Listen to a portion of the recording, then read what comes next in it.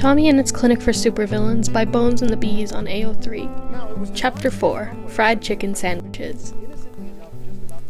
Although Tommy had regular customers, none were like Wilbur. Some of his regulars were asked how he was doing when they came up to order their drink, but none would joke around with him like Wilbur. None would laugh at his taunts or smile at him the way Wilbur did. Not to mention, Wilbur left a tip in the jar every time he came by, which also made Tommy excited for his visits. A full 2 weeks passed of this. His life had seemingly returned to the peace it had before he healed Siren. He hadn't seen any glimpses of the villain during his walks home after that McDonald's trip. Tubbo and Rambo continued to share strange whispers with one another, but made an effort to stop more if Tommy was in the room with them. Tommy tried very hard not to care, but it was an effort to stamp down the jealousy that stirred in his gut any time he noticed Tubbo and Rambo sharing a knowing look. They were supposed to be a team, the three of them against the world. Why was he being excluded now? It was this situation that made his work shifts all the more enjoyable. Not only did he get to escape the apartment that was practically smothering him with the weight of Tubbo and Rambo's secrets, but he also got to annoy the shit out of Wilbur. It was a win-win. Once again, Tommy was working yet another shift where Wilbur was keeping him on his toes. This time, Wilbur had waltzed in less than an hour from closing time, giving Tommy a shit-eating grin that told him the bastard had done it on purpose. While usually customers coming in to hang out so close to closing time drove Tommy nuts, Wilbur was a different case, because Tommy could tell him to fuck off without getting fired. After getting his drink, a flat white, which had led to Wilbur insisting he would be fine with the caffeine this late at night, Wilbur had settled himself in at his favorite table and was once again consumed by his work. The last hour of Tommy's shift ticked by, and all the remaining customers slowly dripping out like pour-over coffee until it was just him and Wilbur left in the cafe. "You know we're closing soon, dickhead," Tommy called out from behind the counter, no longer needing to pretend to be polite since everyone else had left. Wilbur glanced up from his computer, blinking a few times as he rubbed his eyes. "Oh shit, that went by fast, didn't it?" "That's what happens when you show up less than an hour before we close," Tommy said, rinsing out the rest of the cups and shakers in the water. "I suppose that's true," Wilbur agreed. He closed his laptop and put his glasses back in his coat pocket. After sliding the laptop back in his bag, he stood up from his seat, taking one last sip of his coffee before he dumped it in the trash bin. Then he sauntered over to the counter and rested his elbows next to the register. "So how long does it usually take you to close?" Tommy shrugged, wringing out a wet rag to wipe down the counters. "Depending on how busy it was, usually 20 to 30 minutes. Wilbur nodded. "Well, then I have a proposal for you," he said, smirking at the teenager. Tommy narrowed his eyes, waiting for Wilbur to go on. "You see, I'm very hungry right now. I'm also hopped up on caffeine. You've been working for quite a few hours, which means you're probably hungry too. So I was thinking, you and me go to this fried chicken place that my dad never wants to go with me, and we just gorge ourselves on some real big fried chicken sandwiches. How's that sound?" "Huh?" Staring at Wilbur blankly for a moment, Tommy tried to figure out what was going on, because sure, it was one thing for the two of them to bicker constantly every time Wilbur showed up to order a latte, but it was another thing entirely for Wilbur to actually invite Tommy to hang out, which is exactly what it sounded like he was doing. After struggling to come up with a response for a beat too long, Tommy said the first thing that came to his mind. "I just paid for my rent, so I don't know if I could afford that right now." Unfortunately for Tommy, that was completely true. While the trio of him, Rambo, and Tubbo were usually able to pull in enough income with their respective jobs to pay the rent without issue, anything outside of that got a bit tricky.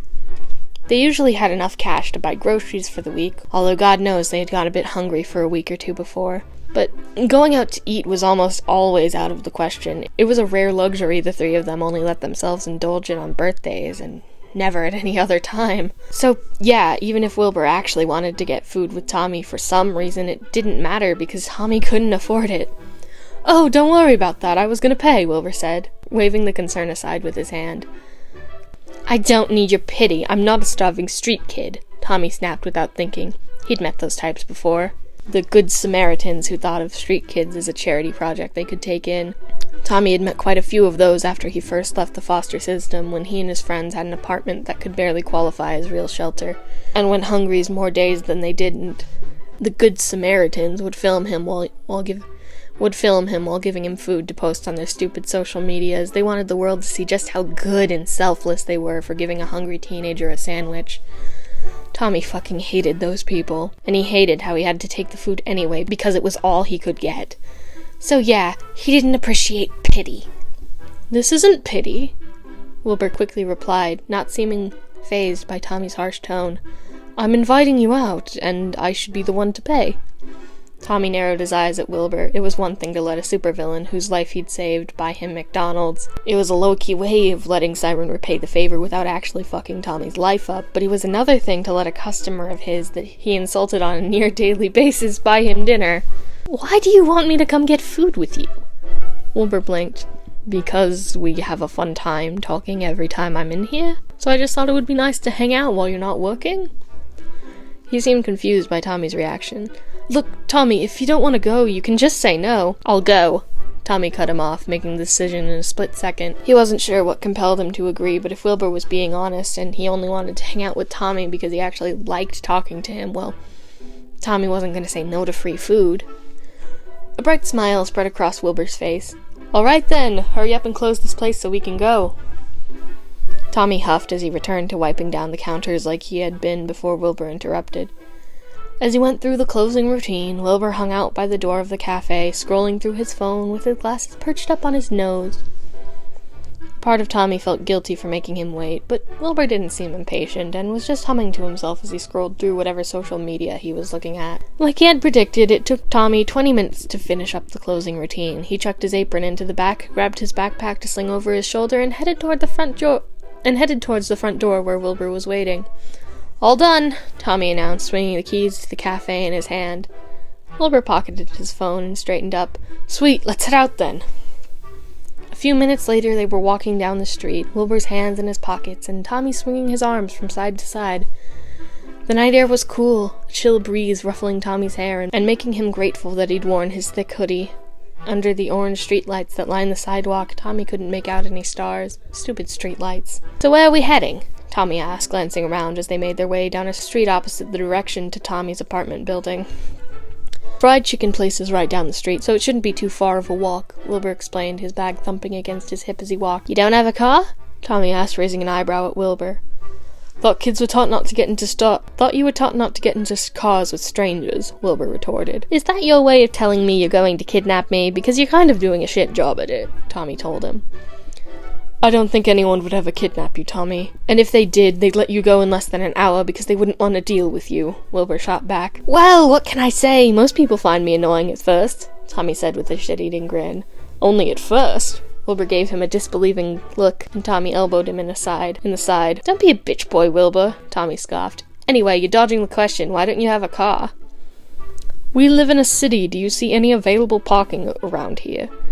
Wilbur asked, gesturing around with his stupidly long arms. Tommy raised an eyebrow. "You can't drive." It wasn't a question. Wilbur glared at him a beat before sighing. "No, I can't drive." "If you can't drive, how the hell do you get around?" Tommy asked as he skipped over a crack in the sidewalk. "We have a subway system," Wilbur shrugged, kicking a rock off the concrete. "So I usually take that, or my brother will drive me around." "Must be nice to just have someone to drive you around all the time like that." "It's not that easy," Wilbur snorted. "I usually have to convince my brother if I want to get him to take me somewhere." "Is that why you get him tea sometimes before you leave the cafe?" "Sometimes. Bribery is a pretty good tool to get what you want, but I'm also just a very persuasive person in general," Wilbur explained, a knowing smirk growing on his face. Tommy was about to respond, asking Wilbur what he meant by that, when they turned a corner and were blinded by bright lights. There, sitting in the corner of an intersection, was a food truck that had floodlights sitting on top. The floodlights illuminated the parking lot in front of it, where a few fold-out tables had been set up to eat at. They crossed the street, Tommy noticing that only one of the fold-out tables was occupied. Wilbur walked past the tables, heading straight for the window of the food truck with a grin on his face that was almost as bright as the floodlights above. "Fundy!" Wilbur exclaimed as he stopped in front of the order window. Seated behind the order window was a red-headed man that looked only a year or two younger than Wilbur himself. He had sharp features that reminded Tommy of a fox, and a few streaks of white hair that stood out in the harsh fluorescent lighting.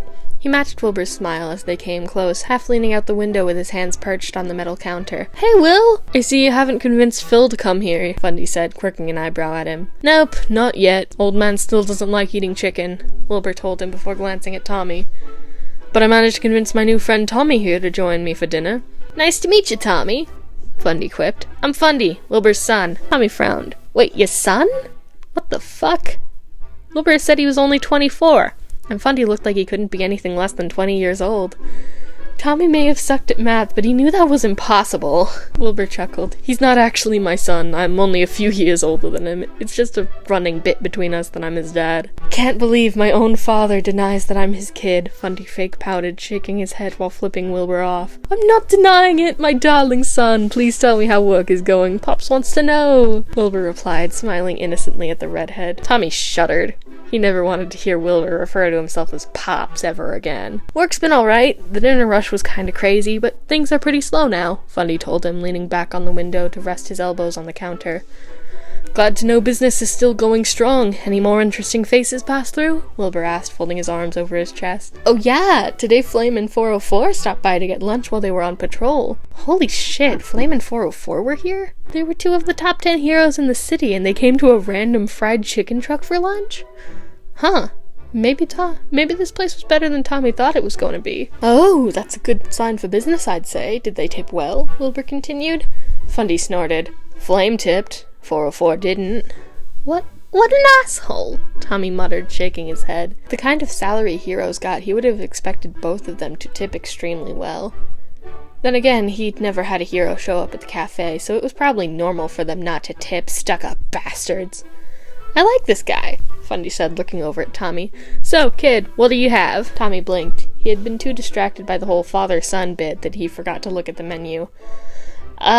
Will, what do you recommend? He was paying after all. It was probably better to let Wilbur pick out something cheap for him. The signature fried chicken sandwich are the best thing they have here, Wilbur told him, pointing at a picture next to the ordering window of a large piece of fried chicken stuck in between 2 fluffy buns. Then I'll take that. Nodding, Wilbur gave Fundy the order, getting both himself and Tommy the same sandwich. He also ordered Tommy a Coke and himself a water, and Tommy wondered how Wilbur knew he'd like the Coke. Then again, Coke was a pretty popular soda, so it wasn't a stretch to say he just assumed Tommy would drink it if he got it for him. After their food was ordered, they stood by the truck to wait for Fundy to cook it up. It took only a few minutes, and once they had their meals, Wilbur led Tommy to one of the empty fold-out tables near the truck to sit down at. Wilbur waited for Tommy to take a bite first. He was confused as to why until he took a bite of the sandwich and realized, oh, this was fucking good. Admittedly, Tommy hadn't had the opportunity to go to a lot of good restaurants in his life, but even still, he would argue that this was probably one of the best places to get food in the city. Not only was the fried chicken perfectly crispy, the buns were soft and had just a hint of sweetness, and there was some kind of delicious sauce on the sandwich as well, that Wilbur called aioli. Whatever the hell that was. So, Tommy, Wilbur started when they were about halfway through their sandwiches. Who's your favorite hero? My favorite hero? Tommy repeated, furrowing his brows. Wilbur nodded. I don't like any of them. I think heroes are fucking assholes. He paused for a beat. Well, the captain was pretty cool when she was still active, but after she retired, it just went downhill from there. Wilbur seemed surprised. What don't you like about the heroes? Scoffing, Tommy rolled his eyes. They claim to protect the city from all the villains, but they only protect the rich bitches over in the hero district. They couldn't give less of a shit about the poorer areas like East Side. Nodding, Wilbur took a sip of his water. I gotta agree with you there. They don't even try to hide it, considering they patrol the hero district way more than any other part of town. Well, except for West End, of course, since that's where all the rich fuckers are. Exactly! Thank God Wilbur had some sense in his head. You get it? Fucking Dream, 404, Flame, none of them care about most of the city. There's literally so much crime all the time in the poorer areas. The only reason it's even remotely safe to walk alone in East Side is thanks to vigilantes. You like vigilantes, then? Wilbur questioned. I do. I mean, it depends on the vigilante in particular, since they all can kind of do their own thing and have their own priorities. Like, that Slimesicle guy was a bit lame, but Dryad was really cool. I haven't heard much from her in a while, though, Tommy said, thinking of the vigilante who could control plants, and was always seen wrapped in thorny roses. I heard Dryad became a villain. She goes by Rose Thorn now, Wilbur told Tommy in a hushed voice. Tommy's eyes widened. Seriously? That made sense, he supposed. It was rare for vigilantes to stick around for longer than a few years. Even if they weren't thrown in jail, they were either brought into the hero training program or they were recruited by the villains and rebranded.